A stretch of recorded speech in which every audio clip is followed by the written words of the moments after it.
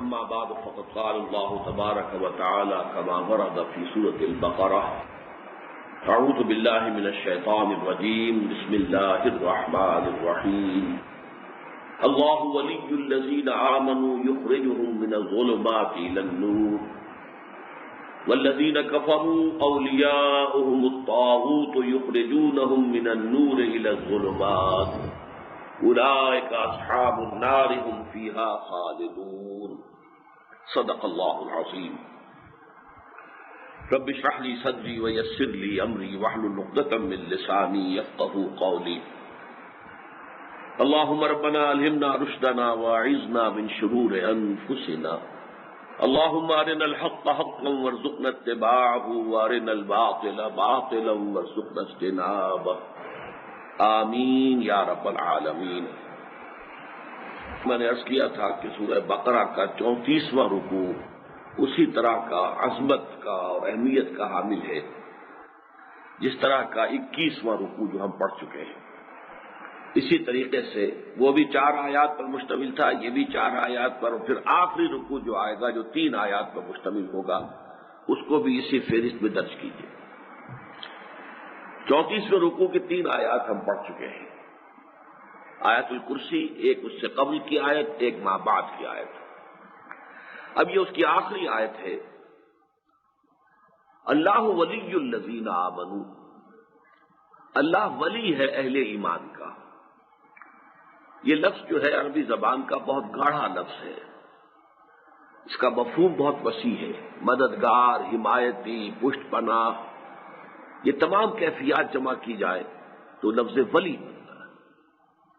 کوئی کسی کا حمایتی ہے، مددگار ہے، پشت پناہ ہے، جس سے اسے امید ہے کہ کسی وقت میں وہ کام آ سکے گا، جو اس کی ضرورتوں میں اس کا ساتھی بنتا ہے، اس کے غم میں اس کا ساتھی بنتا ہے، خوشیوں میں بھی، مسرتوں میں بھی شریک ہوتا ہے، وہ ولی ہے۔ ذرا 2 لفظ جو آتے ہیں اسم کے اعتبار سے، ایبسٹریکٹ ناؤنز کے اعتبار سے، ایک ہے ولایت اور ایک ہے ولایت۔ ولایت والی سے بنا ہے، والی حاکم، والی مصر، والی دمشق، یعنی حاکم مصر یا حاکم دمشق، والی سے ولایا ہے۔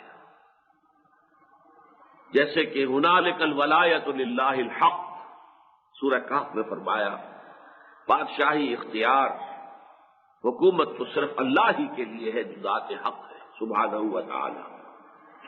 ولی سے ولایت ہے، ولایت باہمی، باہمی دوستی، ایک دوسرے کے ساتھ یہ 2 طرفہ تعلق ہے جسے ولایت باہمی سے تعبیر کیا جاتا ہے۔ چنانچہ قرآن مجید میں یہ لفظ دونوں طرف آتا ہے۔ ایک طرف اللہ کے نیک بندے جو ہیں وہ اللہ کے ولی ہیں، ساتھی ہیں، مددگار ہیں، اس کے دین کا جھنڈا اٹھا کر رکھتے ہیں، اس کے پیغام کو عام کرتے ہیں، اس کے احکام پر چلتے ہیں، اسی سے امیدیں رکھتے ہیں، اسی کی پکڑ کا خوف ان کے دلوں میں ہوتا ہے، اسی کی جزا کی توقع میں ہے، تو گویا کہ وہ لوگ اللہ کے ولی ہیں، اللہ کے دوست ہیں۔ سورہ یونس میں فرمایا گیا الا ان اولیاء اللہ لا خوف علیہم ولا هم یحزنون الذین آمنوا وکانوا یتقون لہم البشریٰ فی الحیات الدنیا وفی الآخرہ۔ ہمارے ہاں جو عام طور پر کہلاتے ہیں بریلوی مکتب فکر کے علماء اور واعظین اور مقررین، ان کی تقریروں میں اکثر و بیشتر یہ آیت جو ہے بہت نمایاں ہوتی ہے، اس کا عنوان بنتی ہے الا ان اولیاء اللہ لا خوف علیہم ولا هم یحزنون۔ آگاہ ہو جاؤ کہ اللہ کے جو دوست ہوتے ہیں ان پر نہ کوئی خوف ہوتا ہے، نہ حزن سے 2 چار ہوتے ہیں۔ اب اس کا ایک مفہوم یہ بھی ہے کہ آخرت میں نہ ان کے لیے کوئی خوف ہوگا اور نہ کوئی حزن ہوگا، یہ تو قطعی ہے، یقینی ہے۔ لیکن اس کے ساتھ یہ بھی صحیح ہے کہ دنیا میں بھی ایمان جو ہے انہیں خوف سے اور حزن سے نجات دے دیتا ہے۔ ایمان اصل میں بڑا ہی امن سے ہے، اور ایمان کا اصل حاصل یہ ہے انسان کو باطنی امن اور سکون اور اطمینان حاصل ہو جائے، یہ اس کا اصل حاصل ہے۔ اور یہ ہم پڑھ چکے ہیں ہمارے منتخب نصاب میں سورہ تغابن کا جو درس ہے، اس میں یہ تمام مباحث بڑی شرح و بسط کے ساتھ آتی ہیں۔ بندہ مومن سمجھتا ہے کہ جو کچھ مجھ پر وارد ہو رہا ہے، ما اصاب من مصیبت الا باذن اللہ ومن یؤمن باللہ یہد قلبہ، جب اللہ کے اذن سے آ رہا ہے، چاہے کسی ذریعے سے آ رہا ہے، کسی کافر کے ہاتھوں آ رہا ہے، کسی ظالم کے ہاتھوں آ رہا ہے، یا کسی سماوی آفت کی بنا پر آیا ہے، یا کہ زمینی جو ہے کسی مصیبت کی بنا پر آیا، لیکن اذن رب کے بغیر تو پتہ بھی نہیں ہلتا. تو ہر معاملے میں اذن رب تو بہرحال شامل ہے. اور جب میرے رب کا اذن یہی ہے تو یقیناً اس میں کوئی خیر ہے، چاہے مجھے اس وقت یہ شے بہت ناگوار محسوس ہو رہی ہے، اچھی نہیں لگ رہی. یہ بات جو ہے ہم پڑھ چکے ہیں سورہ بقرہ میں بھی. عسیٰ ان تکرہوا شیئا وہو خیر لکم وعسیٰ ان تحبوا شیئا وہو شر لکم. یہ ممکن ہے کہ تم کسی چیز کو ناپسند کرو در حالے کہ اسی میں خیر ہو، اور یہ بھی ممکن ہے اس کے برعکس کہ تم کسی چیز سے محبت کرو، اسے پسند کرو، حالانکہ وہ تمہارے لیے شر کا موجب بننے والی ہو. لہذا وہ اللہ کے حوالے کرتے ہیں معاملے کو، جس کو ہم کہتے ہیں تفویض الامر الی اللہ. جو اللہ کی طرف سے آیا، ہر کے ساقی باریک عین الطافت، میرے ساقی نے جو کچھ بھی میرے پیالے میں ڈال دیا اس کا لطف و کرم ہے. بظاہر میرے لیے خوشگوار ہے یا ناخوشگوار، اس سے کوئی فرق واقع نہیں ہوتا، یہ تو عارضی سی بات ہے. لیکن اصل جو حقیقت ہے وہ تو میرے رب کی طرف سے جو بات آئی ہے اس میں خیر ہی خیر ہے. بیدک الخیر انک علی کل شیء قدیر. اسی طرح کوئی شے، کوئی بڑے سے بڑی مضر شے، کوئی بڑے سے بڑا دشمن، کوئی طاقتور سے طاقتور میرا جو ہے بدخواہ مجھے کوئی نقصان نہیں پہنچا سکتا جب تک کہ اللہ کا اذن نہ ہو. جب اللہ کا اذن ہوگا تو یقیناً اس میں کوئی خیر ہوگا. تو خوف کس بات کا رہا پھر؟ کسی میں طاقت ہی نہیں ہے کہ مجھے کوئی تکلیف پہنچا سکے، کسی کو اختیار ہی نہیں ہے کہ مجھے کوئی دکھ دے سکے، مجھے نقصان پہنچا سکے. لا حول ولا قوت الا باللہ. تو خوف بھی ختم. تو در حقیقت ایمان اصل میں اگر وہ واقعی ایمان ہے اور گہرائی میں اتر گیا ہے، قلب کی گہرائیوں میں، تو یہ حزن اور خوف دونوں کا خاتمہ ہو جاتا ہے. یہ بالکل منطقی بات ہے، سمجھ میں آنے والی بات. الا ان اولیاء اللہ لا خوف علیہم ولا هم یحزنون. اور اولیاء اللہ کون ہوتے ہیں؟ معاذ اللہ ان کے سروں پر کوئی سینگ نہیں ہوتے، کوئی علیحدہ اسپیشیز نہیں ہے، کوئی علیحدہ نوع نہیں ہے، انسان ہی ہوتے ہیں. البتہ وہ انسان الذین آمنوا وکانوا یتقون، جو واقعتاً ایمان رکھتے ہیں اور تقوی کی روش اختیار کرتے ہیں. لہم البشریٰ فی الحیات الدنیا والآخرہ. ان کے لیے تو دنیا کی زندگی میں بھی بشارتیں ہی بشارتیں ہیں اور آخرت میں بھی. جب ہر شے اللہ کی طرف سے آ رہی ہے اور ہر شے کی پشت پر یقیناً خیر ہے تو بشارت ہی بشارت ہے. جیسے کہ سورہ توبہ میں کہلوایا گیا قل لن یصیبنا الا ما کتب اللہ لنا هو مولانا قل هل تربصون بنا الا احدى الحسنيين. کہ اے منافقو تم ہمیں ڈرا رہے ہو کہ تمہاری مت ماری گئی ہے، شیر کے منہ میں جا رہے ہو، یہ سلطنت روما سے ٹکر لے رہے ہو، اس شدید گرمی کے موسم میں اتنا طویل سفر تمہیں صحرا کا کرنا ہے، تمہاری عقلوں کو کیا ہوا ہے؟ تو جواب کیا دلوایا گیا؟ لن یصیبنا الا ما کتب اللہ لنا هو مولانا. کہہ دیجئے ہم پر کوئی شے، کوئی تکلیف، کوئی مصیبت آ ہی نہیں سکتی سوائے اس کے جو ہمارے رب نے ہمارے لیے طے کر دی ہو. تو وہ تو ہمارا مولا ہے، ہمارا ولی ہے، ہمارا دوست ہے، ہمارا کارساز ہے، ہمارا پشت پناہ ہے، ہمارا بہی خواہ ہے، ہماری مصلحتوں کا ہم سے بڑھ کر جاننے والا ہے. لہذا ہمیں تو کوئی اندیشہ نہیں ہے. اور اس کے بعد مزید ہل تربصون بنا الا احدى الحسنيين. تم ہمارے لیے سوائے دو نہایت عمدہ نتائج کے اور کس شے کی توقع کر سکتے ہو؟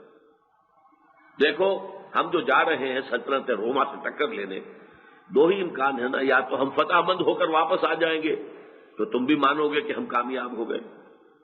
دوسرا امکان جو ہے if bad comes to worse and worse to worst، ہم سب ہلاک ہو جائیں تو یہ شہادت کی موت ہے.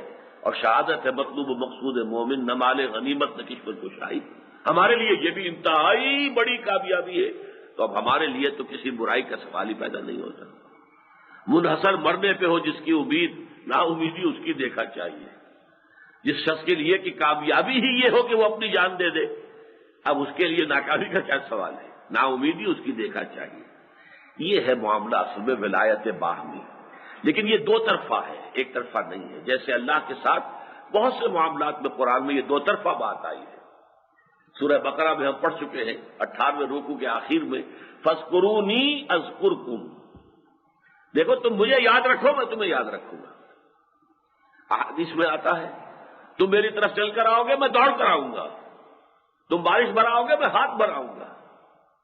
تم مجھے اپنے دل میں یاد کرو گے، میں تمہیں اپنے دل میں یاد کروں گا. تم میرا ذکر کسی محفل میں کرو گے، میں اس سے بدر جہاں بہتر محفل میں ملائکہ مقربین کی محفل میں تمہارا ذکر کروں گا کہ میرا فلاں بندہ اس وقت مجھے یاد کر رہا ہے. اس نے مجھے دیکھا نہیں ہے لیکن ایمان بالغیب کے ساتھ وہ مجھے یاد کر رہا ہے، اس کے دل میں میری محبت ہے. ذرا سوچو، تم نے کہا تھا یہ آدم جو ہے فساد مچائے گا، اتجعل فیہا من یفسد فیہا ویسفک الدماء. دیکھو میرے بندے وہ بھی تو ہے نا.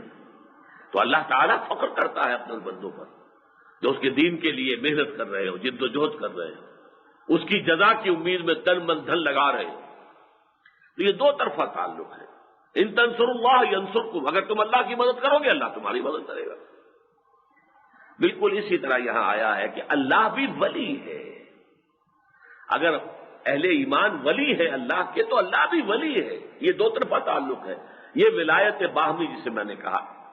اللہ ولی الذین آمنوا یخرجہم من الظلمات الی النور. اللہ ولی ہے، ساتھی ہے، دوست ہے، ہمدرد ہے، غم گسار ہے، پشت پناہ ہے، مددگار ہے اہل ایمان کا. اور یخرجہم من الظلمات الی النور، وہ نکالتا رہتا ہے انہیں.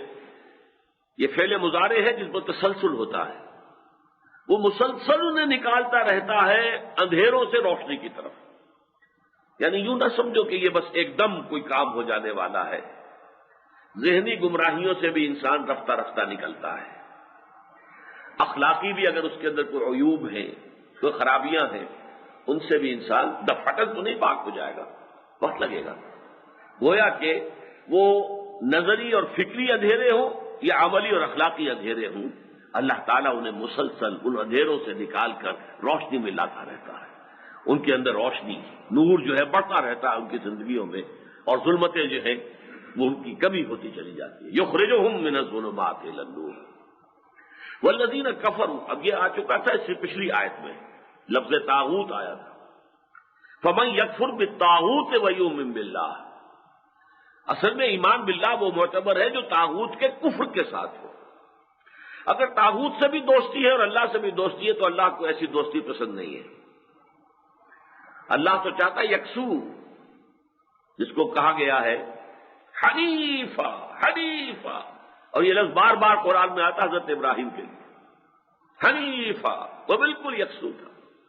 اس کی دوستی اللہ کے ساتھ ہو گئی تھی. اب جو اللہ کا دوست ہے اس کا دوست ہے، جو اللہ کا دشمن ہے اس کا دشمن ہے.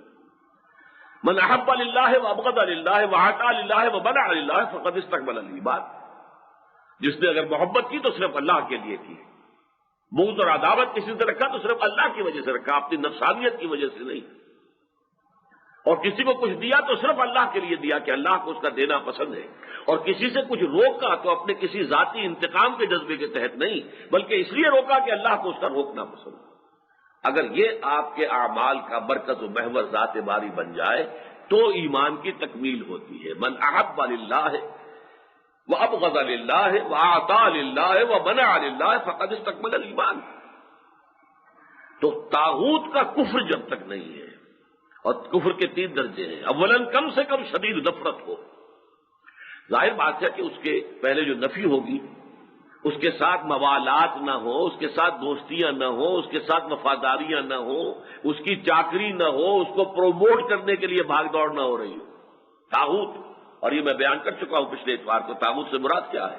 طغا سرکش ہو جانا، الا من طغا و بغا، بغاوت اور طغیانی. اب طغیانی دریا کی طغیانی ہے، دریا اپنی حدود میں بہہ رہا ہے تو ٹھیک ہے، بہت عمدہ بات ہے. اب اس کا سیلاب آیا، وہ اپنی حدود سے نکل گیا، اسے ہم طغیانی کہتے ہیں. کوئی شے اپنے حد کے اندر ہے تو وہ ٹھیک ہے، حد سے تجاوز کرے گی تو وہ طغیانی پر ہے.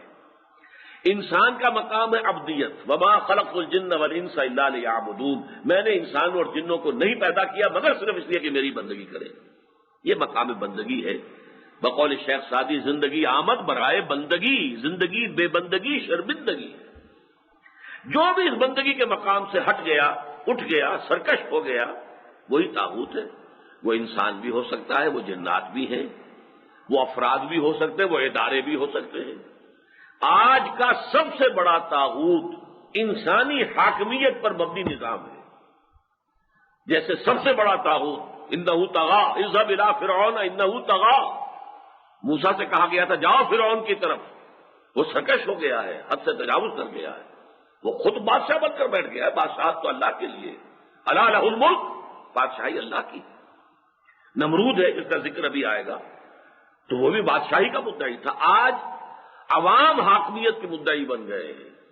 یعنی یوں سمجھیے کہ وہ جو کفر تھا زمانہ قدیم کا، اس نے اتنی وسعت اختیار کر لی ہے کہ پہلے تو ایک شخص ہوتا تھا اللہ کے بالمقابل کھڑا ہونے والا کہ میں حاکم ہوں، الیس لی ملک مصر، کیا مصر کی حکومت میری نہیں ہے؟ کیا سارا یہ آبپاشی کا نظام میرے کنٹرول میں نہیں ہے؟ وہذہ الانہار تجری من تحتی، وہ تو ایک آدمی تھا فرعون، آج یہ تمام فرائض بیٹھے ہوئے ہیں، حاکمیت ہماری ہے۔ یہ دنیا کا سب سے بڑا طاغوت، اور تاریخ انسانی کا یوں سمجھیے کہ طاغوت جو ہے وہ اپنی انتہا کو پہنچا ہے، اس میں انسانی حاکمیت، عوامی حاکمیت، سب طاغوت ہے۔ اب آپ اس نظام کی چاکری کریں، اس سے دوستی کریں، اس سے امیدیں لگائیں، اس سے توقعات کریں، یہ تو حقیقت پھر اللہ پر ایمان تو معتبر نہیں ہوگا۔ جب تک اس طاغوت کا کفر نہ ہو ہم اس کی چاکری نہیں کریں گے، ہم اس سے وفاداری کا کیا سوال ہے، ہم اس کی خدمت نہیں کریں گے، ہم اس سے دوستی نہیں رکھیں گے، ہم اسے ذہناً تسلیم نہیں کریں گے، ہم زندہ رہیں گے یہاں پر تو گویا کہ مسلسل اس کے خلاف جد و جہد کرنے کے لیے ہماری زندگی جو ہے مسلسل اس طاغوت کے خلاف جد و جہد پر اگر مبنی ہے تو صحیح ہے، نہیں ہے تو گویا کہ ہم نے ذہناً اس طاغوت کو قبول کر لیا، ریکنسائل کر لیا ہے، پھر اللہ پر ایمان کے کوئی معنی نہیں۔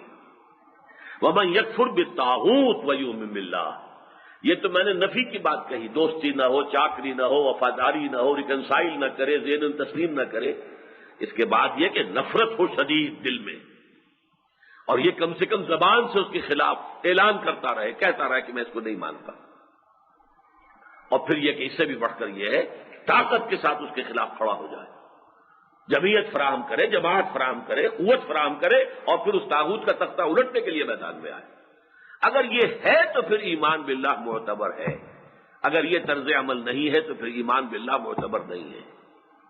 وَمَن يَكْفُرْ بِالطَّاغُوتِ وَيُؤْمِن بِاللَّهِ فَقَدِ اسْتَمْسَكَ بِالْعُرْوَةِ الْوُثْقَىٰ، تو جو کفر کرتا ہے طاغوت کا اور پھر ایمان لاتا ہے اللہ پر، وہ ہے کہ جس نے مضبوط کنڈے پر ہاتھ ڈال دیا ہے، لن انفصام لہا، یہ کنڈا اب ٹوٹنے والا نہیں ہے، یہ سہارا اب اسے قیامت تک لے جائے گا اور جنت میں داخل کر دے گا۔ وہی لفظ طاغوت دوبارہ آیا، اللہ ولی الذین آمنوا یخرجہم من الظلمات الی النور، اللہ تعالیٰ تو ولی ہے اہل ایمان کا، انہیں نکالتا رہتا ہے مسلسل اندھیروں سے روشنی کی طرف۔ والذین کفروا، اور جو کفر کی روش اختیار کرے، اولیاءہم الطاغوت، اب ان کے دوست اور پشت پناہ اور مددگار اور حمایتی طاغوت ہے۔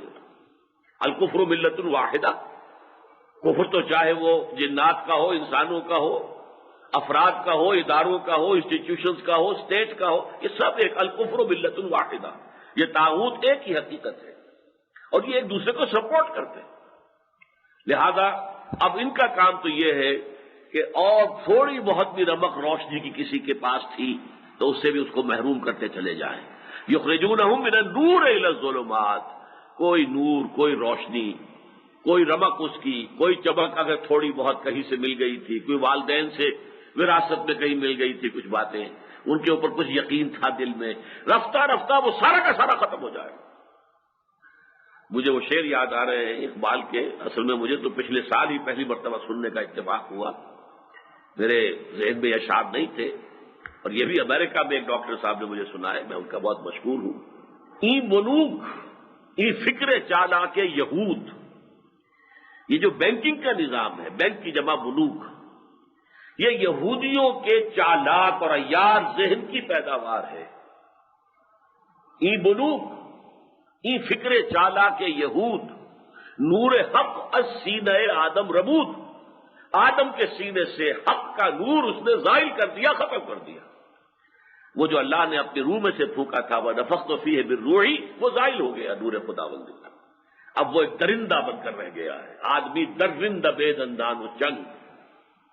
اسی لیے کہا نا کہ از ربا آخر چمی زائد فتن، کسرت آنت لذت قرض حسن، از ربا جہاں تیرا دل چوں خشت و سنگ، آدمی درزند بے دندان چنگ، یہ سود ایسی لعنت ہے کہ اس کے بطن سے اور کیا چیز جو ولادت پائے گی سوائے فتنوں کے۔ کسی انسان کو یاد نہیں رہا ہے کہ کسی کو قرض حسنہ دینے کی کتنی لذت ہے، سود پر دینے کے لیے نہیں، قرض حسنہ، اپنی ضرورت پوری کر لو بھائی، پھر مجھے یہ رقم واپس کر دینا۔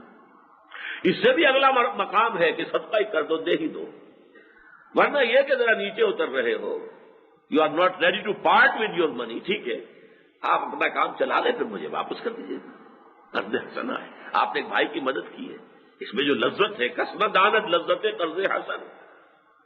از ربا جاں تیرا، اس ربا، اس سود کی وجہ سے انسان کا باطن تاریک ہو جاتا ہے۔ وہاں کہا کہ نور حق از سینہ آدم رمود، آدم کے سینے سے حق کا نور نکال باہر کیا، ضائع کر دیا۔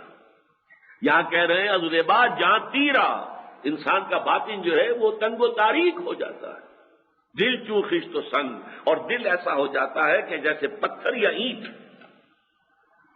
ثم قست قلوبکم فہی کالحجارۃ او اشد قسوہ، آدمی درندہ بے دندان چنگ، اور انسان جو ہے درندہ بن جاتا ہے، بھیڑیا بن جاتا ہے، اگرچہ بھیڑیوں کے سے پنجے نہیں ہوتے اور بھیڑیوں کے سے دانت نہیں ہوتے۔ بہرحال یہ جو یخرجونہم من النور الی الظلمات، جو بھی کچھ تھوڑی بہت نیکی بھلائی تھی، آخر کرسچینٹی کے زیر اثر یورپ میں کچھ نہ کچھ تو تھا نا، راہب بھی تھے، قرآن بھی کہتا ہے کہ یہ لوگ جو ہیں ان میں بڑے درویش لوگ ہیں، راہب لوگ ہیں، خدا مست لوگ ہیں، تھے موجود۔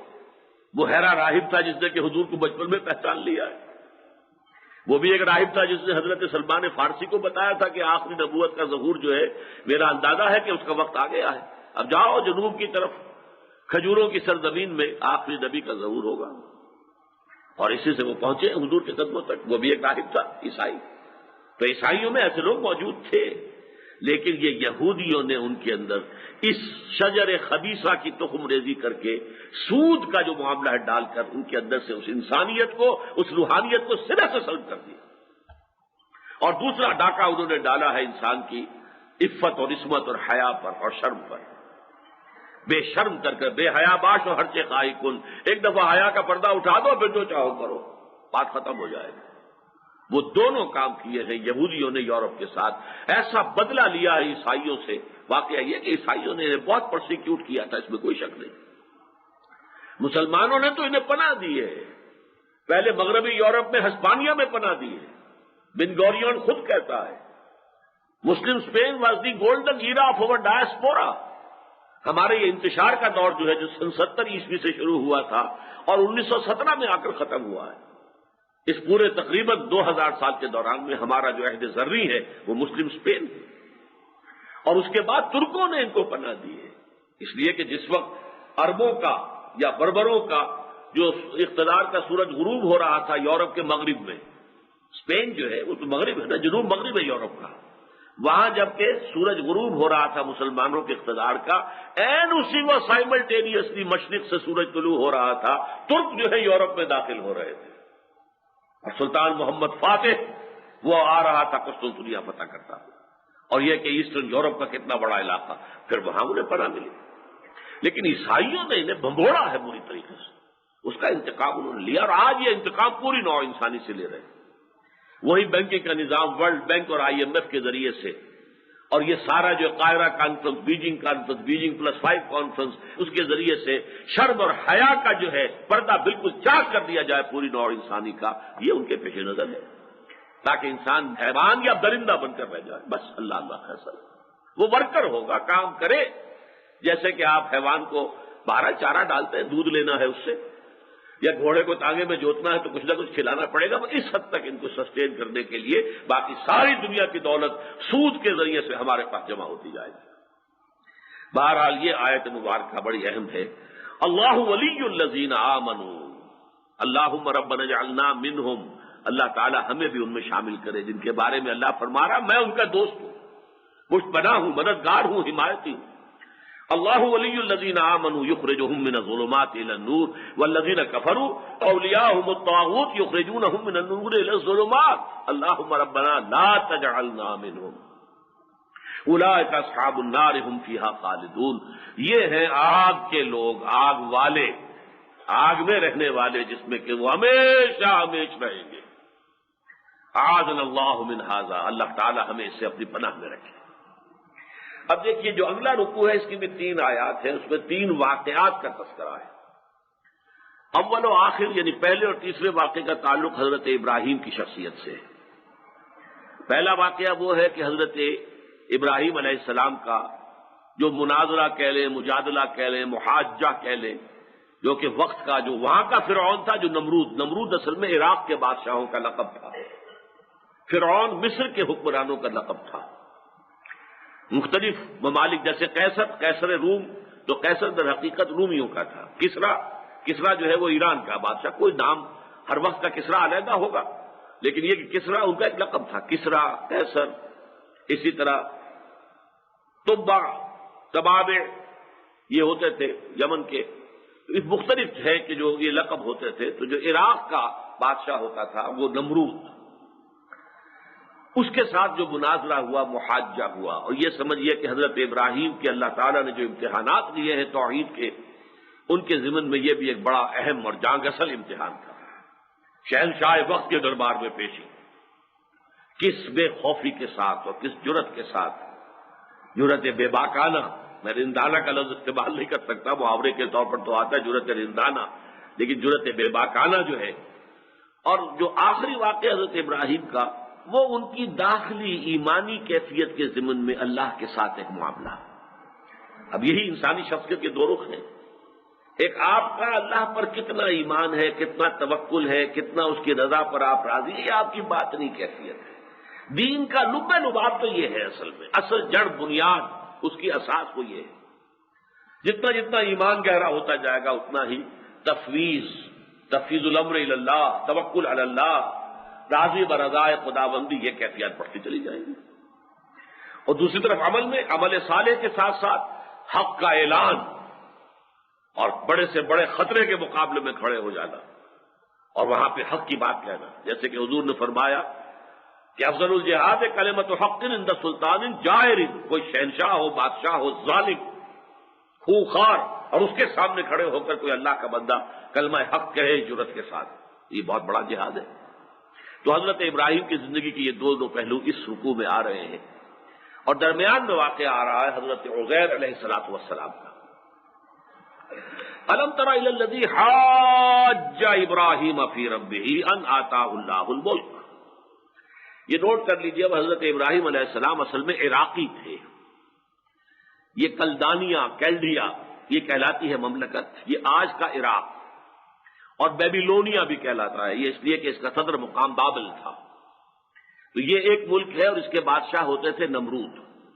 تو یہ نمرود وقت جو تھا، بادشاہ وقت حضرت ابراہیم کے زمانے کا، اس کے ساتھ ان کا یہ محاجہ ہوا ہے۔ کیا تم نے غور کیا اس شخص کی کیفیت پر جس نے محاجہ کیا تھا؟ محاجہ حجت سے، محاججہ مفاعلہ، محاجہ بن گیا، محاججہ ہے، یہ 2 جیم جمع ہو گئے، حجت، تو حجت میں جیم جو ہے 2 ہے، یعنی تشدید کے ساتھ آتے ہیں، تو محاجہ۔ الم تر الی الذی حاج ابراہیم فی ربہ، کیا تم نے غور نہیں کیا اس شخص پر جس نے کہ حجت بازی کی تھی ابراہیم سے؟ یہ ہمارے الفاظ آتے ہیں مناظرہ، مجادلہ، اور یہ محاجہ، محاججہ ہے۔ اس کے رب کے بارے میں حضرت ابراہیم نے کہا تھا میں تو صرف اس کو مانتا ہوں، انی وجہت وجہی للذی فطر السماوات والارض حنیفا وما انا من المشرکین، میرا ایمان تو اس پر ہے کہ جس نے آسمان اور زمین پیدا کیے ہیں، اور میں اس کے ساتھ کسی کو شریک کرنے کے لیے تیار نہیں، نہ کسی دیوی کو، نہ دیوتا کو، نہ سورج کو، نہ چاند کو، نہ کسی ستارے کو، نہ کسی بادشاہ کو، کسی کو ماننے کو تیار نہیں۔ لا الہ الا اللہ، ہر طاغوت سے انکار۔ ان آتاہ اللہ الملک، اور یہ سارا محاجہ وہ کر رہا تھا اس وجہ سے کہ اللہ نے اسے بادشاہی دے رکھی تھی، یعنی اس کے اندر گھمنڈ پیدا جو ہوا ہے اور غرور پیدا ہوا ہے، اور وہ محاجہ کر رہا ہے اللہ کے ایک بندے سے، اللہ کے ایک نبی اور رسول سے، حضرت ابراہیم سے۔ تو اس کے تکبر کی بنیاد کیا تھی کہ اللہ نے اسے حکومت دے رکھی تھی۔ اذ قال ابراہیم ربی الذی یحیی و یمیت، اب یہ جو محاجہ ہو رہا ہے تو حضرت ابراہیم علیہ السلام کہتے ہیں میں تو اس رب کو مانتا ہوں ربی الذی یحیی و یمیت، جو زندہ رکھتا ہے اور مارتا ہے، جس کے ہاتھ میں قبضہ قدرت میں حیات انسانی ہے۔ اب حضرت ابراہیم نے تو جس انداز میں یہ بات کہی تھی، ایک عمومی انداز میں، اس نے وہ کٹ حجتی کے لیے یہ کیا، انا احیی و امیت، قال انا احیی و امیت، میں بھی زندہ بھی رکھ سکتا ہوں، مار بھی سکتا ہوں۔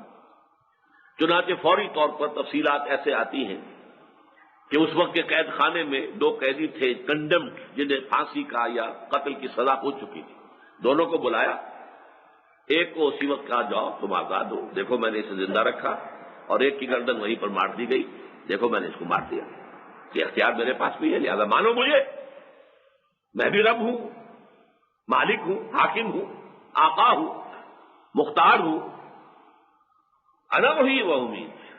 اب حضرت ابراہیم نے دیکھ لیا کہ یہ کٹ حجتی پر آمادہ ہو گیا ہے، تو اسے کہتے ہیں پھر مناظرہ میں یا مجادلہ میں پھر ایسی بات کہنا کہ جو چپ کرا دے دوسرے کو۔ اس کے لیے حضرت ابراہیم نے جو پھر آخری بات کہی، قال ابراہیم فإن اللہ یأتی بالشمس من المشرق فأت بہا من المغرب۔ حضرت ابراہیم نے فرمایا کہ دیکھو میرا رب تو وہ ہے جو سورج کو مشرق سے نکالتا ہے، تو اگر تمہارے پاس اختیار ہے تو اسے مغرب سے نکال کے دکھا دو۔ فبہت الذی کفر، مبہوت ہو کر رہ گیا، یعنی جس کو ہم کہتے ہیں کہ بغلے جھانکنے لگا وہ کافر۔ اب اس کا جواب کیا دیں؟ یہ ہے جسے ہم کہتے ہیں کہ چپ کر دینے والے، مسکت، مسکت، اسکتا یسکتو اسکاتن، کسی کو خاموش کر دینا، ساکت ہونا خود خاموش ہونا، مسکت کسی کو خاموش کر دینا۔ تو یہ چونکہ مسکت بات تھی جس نے کہ اسے خاموش ہونے پر مجبور کر دیا، فبہت الذی کفر، مبہوت ہو کر، ششدر ہو کر، حیران ہو کر رہ گیا، چپ ہو گیا، اس کے پاس کوئی جواب نہیں تھا۔ واللہ لا یہدی القوم الظالمین، اور اللہ ایسے ظالموں کو ہدایت نہیں دیتا۔ یعنی اللہ زبردستی ہدایت نہیں دیتا، اس نے یہ کائنات بنائی ہے، انسان کو پیدا کیا ہے، اسے اختیار دیا ہے، عقل دی ہے، غور و فکر سے کام لے اور صحیح راستے پر خود آئے۔ طالب حقیقت ہوگا، طالب حق ہوگا، طالب ہدایت ہوگا، ہم ہدایت کے راستے کھول دیں گے، اگر نہیں ہے تو زبردستی کسی کو ہدایت پر نہیں لائیں گے۔ واللہ لا یہدی القوم الظالمین، اللہ ایسے ظالموں کو زبردستی ہدایت نہیں دیتا۔ اب یہ دوسرا واقعہ آ رہا ہے حضرت عزیر علیہ السلام کا۔ اس کے لیے ذرا تھوڑی سی تاریخ، کیونکہ میں نے جب طالوت اور جالوت کا واقعہ بیان کیا تھا، حضرت داؤد علیہ السلام جس کے نتیجے میں منظر عام پر آئے، تو میں نے کچھ تاریخ کا نقشہ آپ کو دے دیا تھا کہ حضرت موسیٰ علیہ السلام تقریباً 1400 قبل مسیح میں تھے، پھر انہیں تورات ملی، اس کے بعد جو حکم ہوا تھا کہ اب جنگ کرو اے اسرائیلیوں، جو فلسطین میں آباد مشرک قومیں تھیں اس وقت جا کر جنگ کرو اور اپنا یہ ملک جو ہے ان سے آزاد کرا لو، انہوں نے کوڑا جواب دے دیا، 40 برس کی سزا مسلط ہو گئی۔ فإنها محرمۃ علیہم 40 سنۃ یتیہون فی الارض۔ ان 40 سالوں کے دوران حضرت موسیٰ کا انتقال ہو گیا، حضرت ہارون کا انتقال ہو گیا، وہ سب لوگ جو مصر سے نکلے تھے، جو غلامی کا داغ جو ہے جن کو لگ چکا تھا، وہ سب مر گئے، اور نئے بچے جو پیدا ہوئے اب اس 40 سال کے دوران میں، وہ جوان ہو کر ایک نئی نسل وجود میں آ گئی۔ انہوں نے پھر جہاد کیا۔ حضرت یوشع ابن نون جو حضرت موسیٰ کے خلیفہ تھے، ان کی عمارت میں فلسطین فتح کر لیا۔ بڑی غلطی یہ کی کہ کوئی ایک مرکزی حکومت قائم نہیں کی، بلکہ 12 ریاستیں، 12 قبیلے تھے، 12 ریاستیں بنا کے بیٹھ گئے، اور آپس میں لڑنا جھگڑنا، ظاہر بات ہے برتن جہاں ہوں گے کھڑکیں گے، مرکزی حکومت کوئی ہے نہیں تو آپس میں اختلافات ہوں گے، اور اس کے نتیجے میں آس پاس کے جو مشرک قومیں تھیں ان کو موقع ملتا تھا، کبھی اس کی مدد کر دی اس کے خلاف، کبھی اس کی مدد کر دی اس کے خلاف۔ اس کے نتیجے میں وہ طوائف البروج کی جو ہے بالآخر اس انتہا کو پہنچ گئی کہ یہ سب کے سب فلسطین سے نکال دیے گئے، ان کے بچے غلام بنا لیے گئے۔ تب ہوش آئی، وقت کے نبی سے کہا کہ اب ہمیں لیے ایک سپہ سالار بادشاہ معین کر دیجئے، ہم جہاد کریں گے۔ بہرحال پھر وہ جہاد ہوا، وہ گویا کہ غزوہ بدر کے قائم مقام ہے سابقہ امت مسلمہ کی تاریخ میں، جس کے نتیجے میں پھر ان کا عہد ذری آیا۔ حضرت طالوت 16 برس کی حکومت، حضرت داؤد 40 برس کی حکومت، حضرت سلیمان 40 برس کی حکومت، 96 برس ان کے، یہ گویا کہ ان کی خلافت راشدہ ہے۔ لیکن یہ حضرت موسیٰ کے 300 برس بعد آئی ہے، فصل ہے 3 صدیوں کا۔ اب اس کے بعد سے سمجھیے کہ حضرت سلیمان علیہ السلام کی مملکت بہت وسیع تھی، تقریباً یوں سمجھیے آج کا پورا شام اس میں شامل تھا۔ تو اس کے پھر حضرت سلیمان کے بعد فوراً 2 بیٹوں میں تقسیم ہو گئی. ایک اسرائیلی حکومت بنی اسرائیل کے نام سے، اور ایک یہودا. جو چوتھے بیٹے تھے حضرت یعقوب علیہ الصلوۃ والسلام کے، یہودا، ان کا قبیلہ جو تھا وہ بہت مضبوط تھا، تو انہوں نے ایک حکومت بنائی. ان کے ساتھ بن یامین جو سب سے چھوٹے بھائی تھے وہ بھی شریک ہوئے. 2 قبیلوں کی تو جنوبی ریاست بن گئی یہودا، اور باقی سب جو ہے جمع ہو گئے، انہوں نے اسرائیل کی ریاست بنا دی. اب گویا کہ افتراق ہو گیا، ان کے زوال کا آغاز ہو گیا. جب 2 ہو گئے تو وہ بھی ان میں بھی ٹکراؤ تو ہوتا ہی رہے گا. نتیجہ یہ ہوا کہ کچھ زمانہ گزرنے کے ساتھ کمزور بھی ہوئے، کچھ ان میں اخلاقی، روحانی، اعتقادی، عملی خرابیاں، زوال وہ بھی بڑی تیزی کے ساتھ آئے. مشرکانہ اوہام آ گئے، عقائد میں ٹیڑھ آ گیا، تورات کو پس پش ڈال دیا، عیاشیوں میں مبتلا ہو گئے. تب اللہ کے عذاب کے کوڑے ان پر پڑے. پہلے تو 700 قبل مسیح میں حضرت سلیمان کا عہد 1000 قبل مسیح میں ختم ہوتا ہے. 700 قبل مسیح میں اسیرینز جو تھے انہوں نے برباد کر دیا شمالی ریاست اسرائیل کو، ختم کر دیا، سب کو تتر بتر ادھر ادھر کر دیا. اس کے بعد بہت سے قبیلوں کا تو نام و نشان مٹ گیا، جس کو کہتے ہیں کہ lost tribes of the house of Israel. Israel کے گھرانے کے گم شدہ جو قبیلے تھے وہ کہاں گئے. ایک خیال یہ بھی ہے کہ انہی میں سے کچھ قبیلے ہندوستان بھی آئے ہیں، واللہ اعلم. لیکن یہ کہ جنوبی سلطنت جو تھی یہ کافی دیر تک چلی، 200 برس اور. لیکن 586 قبل مسیح میں اب جو نمرود تھا عراق کا، بیبیلونیا کا نمرود، اس وقت کے نمرود کا نام تھا بخت نصر، نیبوکڈ نظر. اسے اردو میں یا عربی میں بخت نصر کہتے ہیں، لیکن اصل میں وہ نیبوکڈ نظر. اس نے حملہ کیا. اس نے ویسے تو حملے کئی کیے، اور پھر یہ کہ ہر مرتبہ جو ہے پھر یہودیوں نے اس کے خلاف بغاوت بھی کی، لیکن پھر اس نے 586 قبل مسیح میں جو حملہ کیا ہے بہت بڑی بربادی لایا. پورا شہر ملیا میٹ کر دیا، ہیکل سلیمانی مسمار کر دیا، 2 اینٹیں بھی سالم نہیں رہیں، اور کوئی انسان وہاں نہیں رہا. یا تو قتل کر دیے گئے، میں نے کہیں پڑھا تھا 6 لاکھ قتل ہوئے ہیں، اور 6 لاکھ کو وہ پھر کیپٹیوز بنا کر اپنے ساتھ لے گیا بیبیلونیا. وہاں ایک بھی نہیں رہے گا، شہر بالکل اجڑ گیا، ویران سنسان، کوئی بھی اس وقت وہاں موجود نہیں. یہ حال ہوا ہے اس یروشلم کا. اگر یہ 6 لاکھ جمع 6 لاکھ، اگر یہ اعداد درست ہے تو گویا کہ 12 لاکھ کی آبادی کا شہر تھا یروشلم. آج سے 2500 سال پہلے کی بات ہو رہی ہے، اور یہ ہم 586 قبل مسیح کی بات کر رہے ہیں. بہرحال یہ جو تباہی آئی ہے ان پر بہت بڑی تباہی، یہ ان کی تاریخ ہے. یوں سمجھیے تاریخ ترین دور ہے، روشن ترین دور. وہ 3 حضرت طالوت، حضرت داؤد، حضرت سلیمان.